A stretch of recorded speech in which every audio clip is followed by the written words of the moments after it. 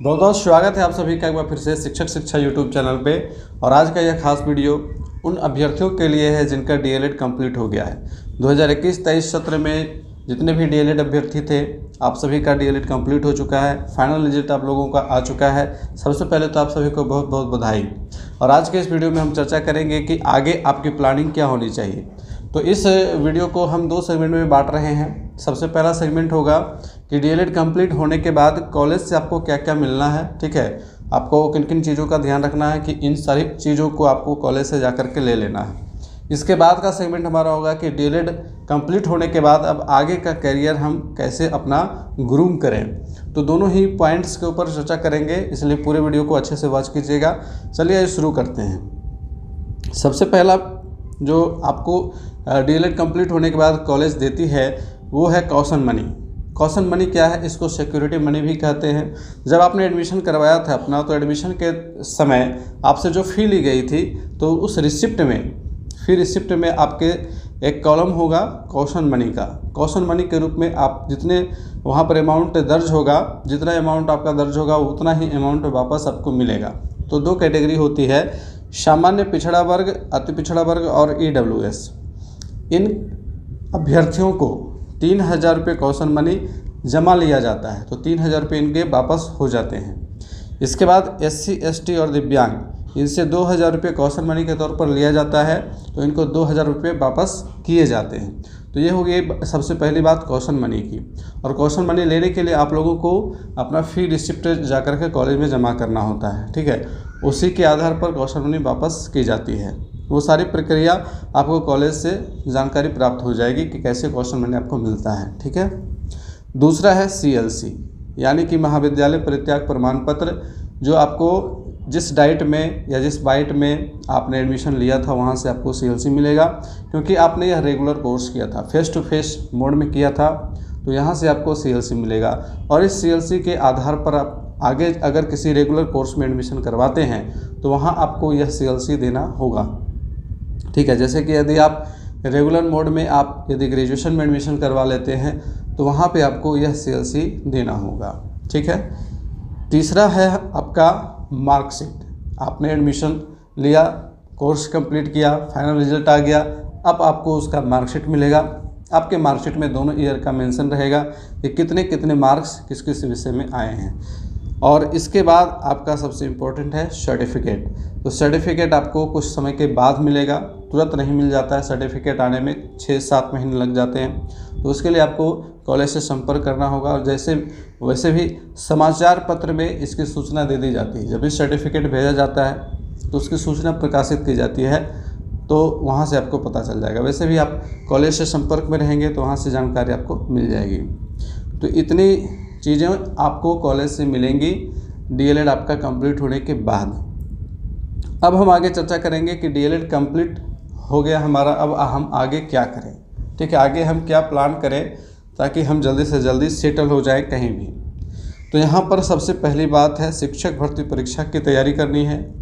उम्मीद है कि आप लोगों ने सीटेट निकाल लिया होगा, और जिनका सीटेट अभी तक क्लियर नहीं हुआ है तो सबसे पहली प्रायोरिटी उनके लिए होगी कि वो अपना सीटेट क्लियर करें, ठीक है। सीटेट क्लियर करने के बाद फिर आपको BPSC TRE के लिए प्रिपेयर करना होगा, ठीक है। और जिन लोगों, बहुत सारे ऐसे कैंडिडेट होंगे जिनका सीटेट भी क्लियर हो गया होगा और BPSC TRE भी उन्होंने दिया होगा, और वो अब अपना रिजल्ट का वेट कर रहे होंगे। तो ऐसे अभ्यर्थियों के लिए बहुत बहुत अग्रिम शुभकामनाएं। आपका रिजल्ट हो जाए, जल्दी से जल्दी आप स्कूलों में आ जाएं। तो ये आपका स्ट्रेटजी होना चाहिए कि सबसे पहले आप शिक्षक भर्ती परीक्षा की तैयारी करें। यदि आप अभी तक आपका सीटेट वगैरह क्लियर नहीं हुआ है तो सीटेट की तैयारी बिल्कुल अच्छे से करें, बेसिक लेवल से करें, ताकि आपकी अंडरस्टैंडिंग अच्छी हो और आपका सीटेट अच्छे से क्लियर हो जाए। इसके बाद आपको साथ में BPSC TRE की तैयारी करनी है। बहुत सारे ऐसे कैंडिडेट होंगे जिन्होंने BPSC का फॉर्म नहीं भरा होगा, क्योंकि एक अटैम्प्ट जो है वो वेस्ट होने का खतरा मंडरा रहा था, इसलिए बहुत सारे अभ्यर्थियों ने नहीं भरा था। लेकिन अब आपको जो है उसकी तैयारी करनी है, ठीक है। और उसकी तैयारी के लिए आपको जो क्वेश्चन पेपर पूछा गया है उसको डिटेल से एनालिसिस करना है, समझना है क्वेश्चन के पैटर्न को, कहाँ से प्रश्न पूछे गए थे। इसके ऊपर मैंने वीडियो बना रखा है, आप देखिएगा। उसमें मैंने इजी, मॉडरेट, टफ तीनों लेवल से क्वेश्चन को छांट करके लिखा है कि किस विषय से कितने प्रश्न पूछे गए थे और कितने इजी, कितने मॉडरेट, कितने टफ पूछे गए थे, उसके अकॉर्डिंग आपको, और साथ ही मैंने वहाँ मेंशन किया हुआ है कि किस क्लास से सवाल पूछे गए थे, तो उसी के अकॉर्डिंग आपको अपनी तैयारी करनी हो। इसके बाद दूसरा पॉइंट हमारा है अपनी शैक्षणिक योग्यता का विस्तार करें। हो सकता है बहुत सारे अभ्यर्थियों ने इंटरमीडिएट के बाद डायरेक्ट डीएलएड में एडमिशन करवाया होगा, तो अब उनके पास अपॉर्चुनिटी है कि वो अपना ग्रेजुएशन करें। और जिन लोगों ने ग्रेजुएशन के बाद डीएलएड किया हुआ है, अब उनके पास अपॉर्चुनिटी है कि वो अपना आगे पोस्ट ग्रेजुएशन करें या फिर बीएड करें। ठीक है, क्योंकि आपको खाली नहीं बैठना है।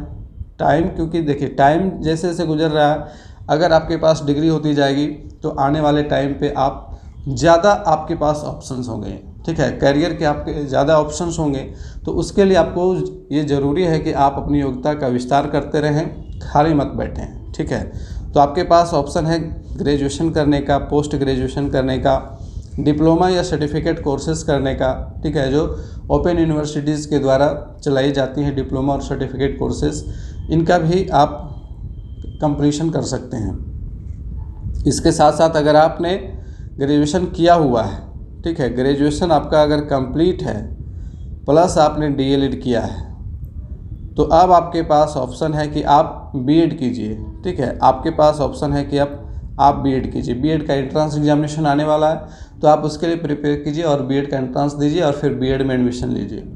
ठीक है, तो यहाँ से आपके पास जितनी ज़्यादा डिग्री होगी उतने ही ज़्यादा बेनिफिट आपको मिलेंगे। इसके बाद तीसरा पॉइंट हमारा है कि किसी मान्यता प्राप्त प्राइवेट कॉलेज को ज्वाइन कीजिए, या फिर अगर आप कैपेबल हैं तो अपना खुद का कोचिंग संस्थान शुरू कीजिए, क्योंकि टीचिंग लाइन में कैरियर बनाने के लिए आपके पास एक्सपीरियंस का होना बेहद ज़रूरी है। ठीक है, तो एक्सपीरियंस कैसे आएगा? एक्सपीरियंस तभी आएगा जब आप पढ़ाइएगा। ठीक है, तो आप पढ़ाना शुरू कीजिए और शुरुआत में हेजिटेशन होगा, वो धीरे धीरे दूर होगा। पढ़ाते पढ़ाते वो दूर होगा, पढ़ाते पढ़ाते एक्सपीरियंस आता है। ठीक है, शुरुआत में मैंने जब प्रयास किया था, मुझे भी हेजिटेशन हुआ था, मुझे बहुत सारी दिक्कतों का सामना करना पड़ा था। ठीक है, और आज भी निरंतर सीखते रहने को मिलता भी है और सीखना पड़ता भी है। ठीक है, क्योंकि ये पूरा जो टीचिंग लाइफ है ये सीखने सिखाने का मामला है। आप कभी भी थक हार करके बैठ नहीं सकते हैं, और आप ऐसा भी नहीं मान सकते हैं कि आप सर्वज्ञानी हैं, आपको सब कुछ आता है। किसी भी व्यक्ति को यहाँ सब कुछ नहीं आता है, उसे लगातार सीखना पड़ता है, अपने आप को इन्हांस करना पड़ता है। तो वो चीज़ आपके अंदर होनी चाहिए, ये एटीट्यूड आपको अपने अंदर लाना होगा। ठीक है, ऑलवेज रेडी टू लर्न। और उसके बाद आपको सिखाने की भी नॉलेज होनी चाहिए, सिखाने की कला होनी चाहिए कि कैसे आप सिखा सकते हैं दूसरों को। जो चीज़ आपने खुद सीखी है उसे आप दूसरों को कैसे डिलीवर करते हैं, इसकी जानकारी होनी चाहिए।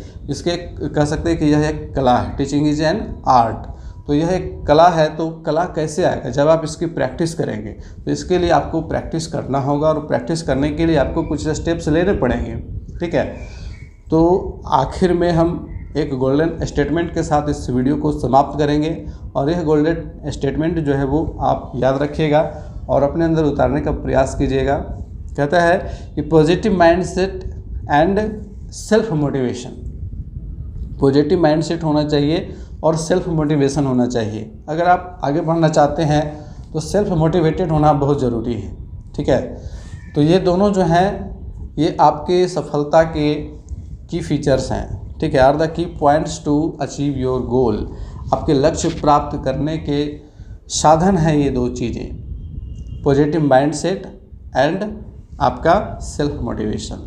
तो ऐसा टेम्परामेंट होना चाहिए कि हमेशा आपको सीखने के लिए तैयार रहना चाहिए, और जो चीज़ आपने सीखा है उससे आप दूसरों को सिखा पाएँ, यह कला आपके अंदर होनी चाहिए। तो इसी के साथ आज का वीडियो हम यहाँ पे समाप्त करेंगे, और आगे आपको किसी भी प्रकार की गाइडलाइन चाहिए तो हमें कमेंट कीजिए, उसके ऊपर हम क्लास बनाने का प्रयास करेंगे। मिलते हैं फिर से नेक्स्ट वीडियो में, तब तक के लिए गुड बाय, टेक केयर।